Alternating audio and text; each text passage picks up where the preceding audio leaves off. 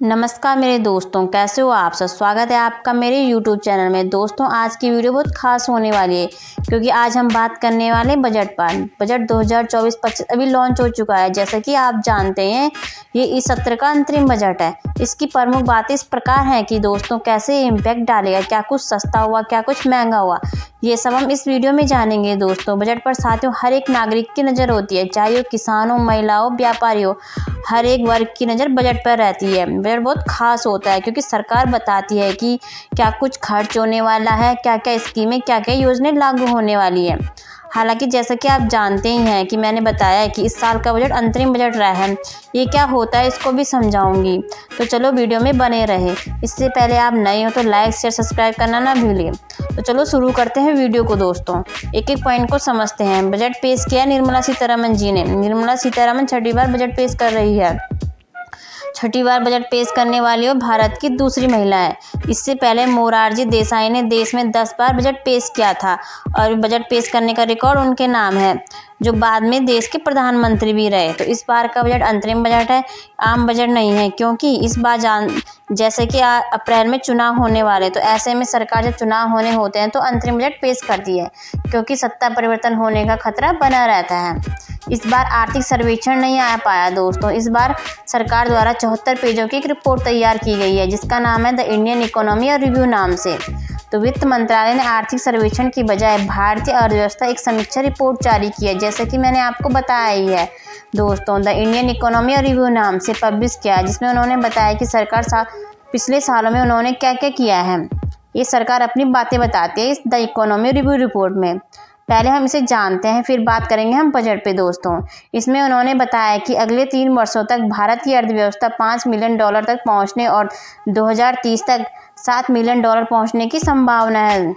आगे इस रिपोर्ट में बताते हैं कि भारत वित्त वर्ष 2024 में वैश्विक अर्थव्यवस्था को पछाड़ते हुए 7.2% की जीडीपी वृद्धि पार करेगी। अमेरिका और ब्रिटेन के बाद भारत अब तीसरी सबसे बड़ी फिनटेक अर्थव्यवस्था है। फिनटेक इकोनॉमी मतलब कि फाइनेंस और टेक्नोलॉजी से जुड़ी हुई होती है।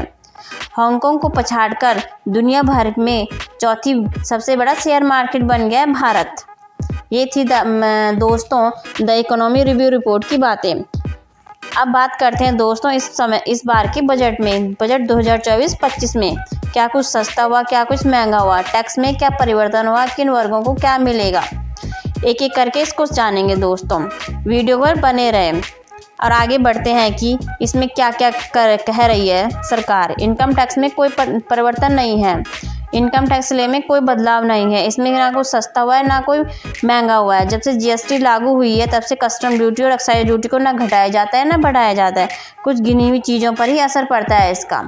अब बात करते हैं सरकार का किन 4 सेक्टरों पर सबसे ज़्यादा फोकस रहा है। तो गरीबों पर, जैसा कि कहा है कि 25 करोड़ लोग गरीबी से बाहर निकले हैं और गरीब कल्याण योजना के तहत 34 लाख रुपए खाते से भेजे गए हैं। महिलाओं के लिए सरकार क्या कुछ है कहना। 1 करोड़ महिलाएं दीदी लखपति दीदी बनी है और अब आने वाले दिनों में 3 करोड़ लखपति दीदी बनने का लक्ष्य है सरकार का। युवाओं के लिए क्या कुछ रहा खास। तो दोस्तों देखो, युवाओं के लिए स्किल इंडिया मिशन के तहत 1.4 करोड़ युवाओं के लिए ट्रेड किया गया है और 54 लाख लोगों को दोबारा सिखाया जाएगा और 3000 नई IIT कंपनी भी बनाई गई है। और अन्नदाताओं के लिए पीएम किसान योजना के तहत 11.8 करोड़ लोगों को आर्थिक मदद मिली है। तो ये थे 4 सेक्टर जिनमें सरकार का बहुत बड़ा फोकस रहा है। अब बजट के एक एक पॉइंट को लेकर चलते हैं दोस्तों। पहला है नौकरी पेशे वालों के लिए क्या कुछ रहा खास। नौकरी पेशे वालों की नज़र बजट पर रहती है दोस्तों। तो इनकम टैक्स में क्या कुछ राहत मिली है कि नहीं। तो देखो दोस्तों, इनकम टैक्स और कॉर्पोरेट टैक्स में कोई बदलाव नहीं है सरकार के द्वारा। अब इसके बाद दोस्तों किसानों के लिए क्या कुछ राहत खास। तो किसानों के लिए मनरेगा योजना के तहत 86,000 करोड़ का बजट पेश किया है सरकार ने। 4 करोड़ किसानों को पीएम फसल योजना का लाभ हुआ है। 16 रूफटॉप की सूर्योदय योजना के तहत हर महीने 300 यूनिट बिजली फ्री दी जाएगी। पीएम किसान योजना के तहत 11.8 करोड़ को आर्थिक मदद दी गई है। मत्स्य संपदा योजना में 55 लाख किसानों को रोजगार मिला है और देश में 5 इंटीग्रेटेड एक्वा पार्क स्थापित किए जाएंगे। फसलों में क्या कुछ कहा है सरकार ने। तो फसलों पर नैनोटॉप का इस्तेमाल होगा। दुनिया भर का पहला एक ऐसा देश बन जाएगा भारत जहां लिक्विड यूरिया का यूज़ हो रहा है। दुग्ध किसानों को बढ़ावा दिया है सरकार ने और 3100 मंडियों को ई नेम से जोड़ा जाएगा। इसके बाद महिलाओं के लिए क्या कुछ रखा सरकार के द्वारा, तो करीब 1 करोड़ महिलाएं लखपति दीदी बन चुकी है और आगे आने वाले टाइम पर 3 करोड़ और लखपति दीदी बनाई जाएंगी। और सभी आशा और आंगनवाड़ी कर्मियों को आयुष्मान भारत के दायरे में लाएगी सरकार। तो ये थी महिलाओं के लिए कुछ खास बातें। अब चलते हैं दोस्तों व्यापारियों को क्या क्या मिला। तो व्यापारियों को ब्लू इकोनॉमी 2.0 के तहत नई योजना शुरू की जाएगी। 1 लाख रुपए का ब्याज मुक्त या कम ब्याज पर लोन दिया जाएगा। 75,000 करोड़ का लोन ब्याज मुक्त दे चुकी है सरकार। इसके बाद स्टूडेंट के लिए क्या कुछ रहा सरकार के द्वारा, तो इंडियन स्किल इंडिया मिशन में 1.4 करोड़ युवाओं को ट्रेड किया है। 3000 नई IIT बनाई है और 54 लाख युवाओं को और प्रशिक्षित करेगी सरकार। अब चलते हैं हेल्थ में।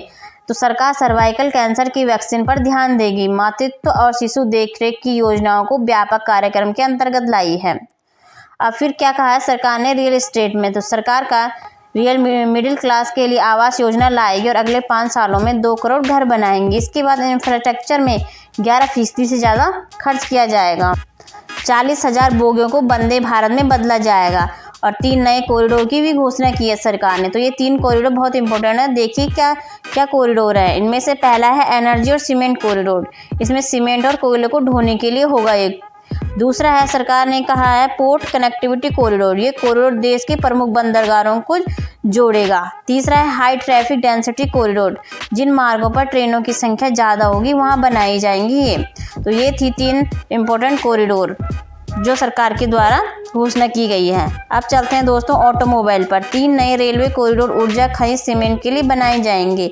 PM गति शक्ति योजना में काम तेजी से किया जाएगा। 40,000 नॉर्मल रेल डिब्बों को वंदे भारत में जोड़ा जाएगा। विमान कंपनी 1000 विमानों का ऑर्डर देकर आगे बढ़ रही है। पब्लिक ट्रांसपोर्ट के लिए ई वाहन उपलब्ध कराएगी सरकार। रेलवे समुद्र पर भी जोड़ने की जोर रखेगी सरकार। तो ये थी दोस्तों सरकार के इस बार के बजट के कुछ इम्पोर्टेंट पहलू। तो दोस्तों अब बात करते हैं बजट की शुरुआत कब हुई थी और क्यों लाया गया था। तो दोस्तों 163 साल पहले बना था बजट। क्यों लेके आया गया था, क्योंकि 1857 की क्रांति में अंग्रेजों की आर्थिक नुकसान हुआ था। इससे उभरने के लिए ब्रिटिश सरकार ने इनकम टैक्स कानून बनाया था। इसको पेश किया था जेम्स विलियमसन ने। तो ये थी दोस्तों इस बजट के बारे में आपको बताना मेरा। तो दोस्तों ये वीडियो कैसी लगी आपको कमेंट बॉक्स में लिखना ना भूलें। धन्यवाद।